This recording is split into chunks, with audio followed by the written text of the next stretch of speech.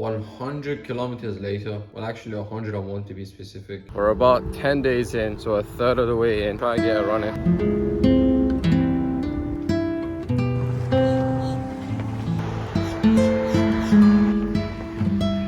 So this month, during the month of June 2023, I set a goal at the beginning of the month to run 100 kilometers. I've never really ran before, so this is my first time actually getting into running. But what did I say? I said I'm gonna run 100 kilometers no matter what happens. Even though I had shin splints, cramps, leg pains, bleeding from my toes, blisters, none of that stopped me. Even if it was thundering outside, pitch black, early in the morning, nighttime, whatever, I still went out to get my run.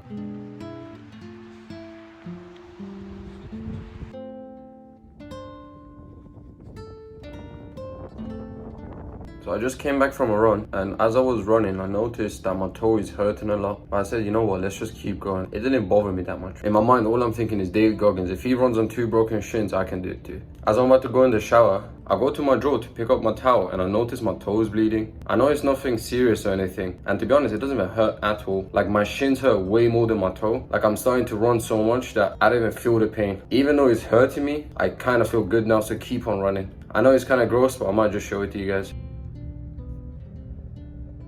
Big shout out to David Goggins, because if it wasn't for his book, Can't Hurt Me, I wouldn't be motivated or even disciplined enough to run. So because of him, I'm gonna keep running and see how it goes. As I said, 100 kilometers this month is happening. So that means if I can do it, you can do it too. So join July, next month, new set of goals. If you didn't do it this month of June, make sure you do it in July. And again, stay hard. Yeah, I'm not gonna lie to you, there were a couple of nights I didn't manage to go, but I made sure to catch up on the days before it or the days after it. First and foremost, for some people, 100 kilometers is not that much. It only takes them about 10 days, if not probably even less, just to do some 10-kilometer runs. However, for someone who's so inexperienced like me, that's never even ran before, it was a big milestone. So after reading David Goggins' book and listening to his audiobook, I said, you know what, let's just give it a shot. How bad can it be? At first, I underestimated it. I thought, oh, this will be easy. Just, run 2-3 miles a day. And by the end of the month, if I was to do this every day, then I'll be done. I never had a backup plan of what I can do. All I used at the beginning was David Goggins' motivation to get me going. And then the rest was all just my discipline. No technique, nothing special, just me and my own going for a run. So when I first started running, it was very painful on my knees. A couple days in, my shins started hurting very badly. I had extreme agony in my shins, and especially my left lower shin. It felt like it was about to explode. So after doing some research, I realized it was because of the shoes I was wearing. I was wearing my Vapor Maxes, which are not even running shoes. Those are just casual day-to-day shoes I wear. So then I went to the Nike outlet store and purchased some running shoes. These running shoes were about $40. At the beginning, they were $130, but they had been decreased because of a sale down to $130. I said, let's just cop these and see how they work. I'm not gonna lie to you, they help significantly. They release the pain off my legs and give me a little boost, which is much more comfortable running in the long term, especially when I started doing the 4, 5, 6 kilometers. Another thing I'm going to say, which is quite off topic during this, it's actually much more mentally challenging to go for the run than physically, because you can push through the pain if your mind is a callous mind. So what do I mean by this? You can put on your shoes and you can just go out there, putting on your shoes and actually going for the run, mentally preparing yourself to go for the run is much harder than the actual running, because your body can handle much more pain tolerant than your mind actually lets it believe. Because you always think, oh, this is gonna happen, this might happen, all the wrong things. But believe it or not, your body can actually handle much more worse conditions. So another way I tricked my brain into doing this was the only time I'm allowed to listen to music is when I go for a run. So during the day, when I walk, when I go to school, when I drive, any of that stuff, nothing, no music whatsoever. So the only happy time that I get to listen to my music and enjoy whatever I'm doing is whilst I'm running. So I managed to swap the dopamine effect for this while I'm running. So as a treat of me running, I get to listen to music and enjoy the music. So it was almost counterintuitive. So on one side, it was like a good offer for me because I get to make a trade. Listen to music on one hand, go for a run on the other. Both beneficial. So let's break it down. First week, started with 2 mile runs. Progressively, my leg pain got worse and worse. So then I started doing some research on YouTube. Because of the way I run, like hit my foot and continue, it causes a lot of shin splints. So then I had to start taking ice baths, and not even my whole body, just resting my legs under the water for like a minute, 2 minutes, even 5 minutes sometimes, and just letting it relax. Another thing I found, I actually ended up stretching more than physically running, because for every 10 minutes of running, I had to do 20 minutes of stretching, and only because I had no prior running experience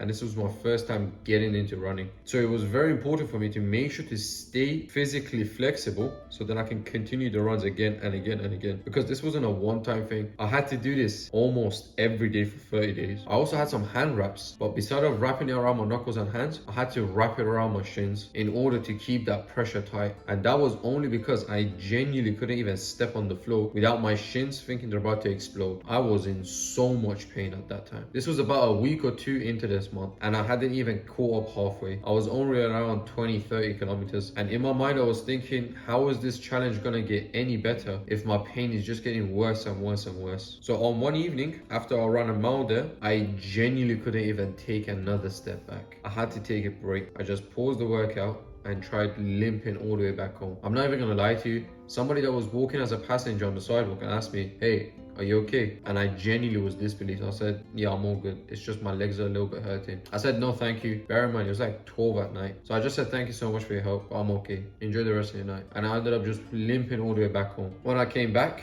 straight away, the only way to even be able to walk the next day, I put ice packs in a Ziploc bag and just held it on my shins for about 20 minutes. Emptied the ice bag, went again, same thing, and then just tried massaging my legs. And my hands got so sore, I just wrapped my legs and went to sleep that night. So the next day, I said, I only ran a mile yesterday, which is nowhere near enough. And if I keep at this consistently, I won't be able to get anywhere. So then I ended up stretching for half an hour prior and just went on for a light walk just to loosen up all my muscles and come back the next day. Hopefully we can tackle it again. As you guys already seen, there was no excuses. For instance, even on the day when I went to play football, I had work earlier that day. So straight away from 12 to 8, as soon as my shift finished, I went home, picked up my friends, went straight to football. I even said, yo, to one of my friends, let me borrow your shorts, because I didn't even have any clothes on me. And I had to borrow someone else's shoes because my ones were ripped up. So after football was finished, ended up coming back home, and bear in mind, football finished at like 11:30. By the time I came back, it was like 12 in the morning. But I said, yo, I need to finish this run. And bear in mind, by the way, on our team, we didn't have any substitutions, so we played the whole 2 hours, whereas the opposition's teams, they always kept subbing in and out. But I said, you know what, I really enjoyed this, and I can start to see my progress. I'm managing to hold my stamina much better than before, so it almost encouraged me to keep running and running. And this was the best part. After when I came back, I went for a quick 2-mile run, and believe me, by the time when I came back,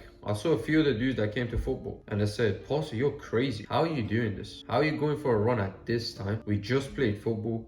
Bear in mind, you didn't even sub off and you kept running up and down the pitch, and you just came from work. What's wrong with you? At that point, I knew this is the difference. This is where people draw the line. But that was the best motivator for me, because now in their mind, I'm Superman, that I'm not human, that I don't belong with them, which is the best part. Because believe it or not, we're all the same humans. It's just what we can achieve or not. And even though that was probably one of my worst runs, but because I knew they were gonna watch me and that they saw me doing this, they started to think, yo, this guy's crazy. We can't chill with him no more. We can't play with this guy because he's just out of our league. So it establishes a higher status compared to everyone else around you. And that's what I mean. No matter if someone's watching, if no one's watching, you just gotta believe that there's a film crew always around you recording your journey. If not, put a camera down, start recording yourself. Same thing with me and Poria. Why do you think we started this channel in the first place? One, not to only share it with you guys, but to keep ourselves motivated to do this, to set some goals and boundaries. Because if it wasn't for this recording, I wouldn't be sitting here and saying you guys, oh, I ran 100 kilometers this month or whatever. Because guess what? I would have just said, oh, nobody cares. I never promised anyone. No one's gonna know it's the end of the world. But I put it out there. It was public for thousands of people to watch.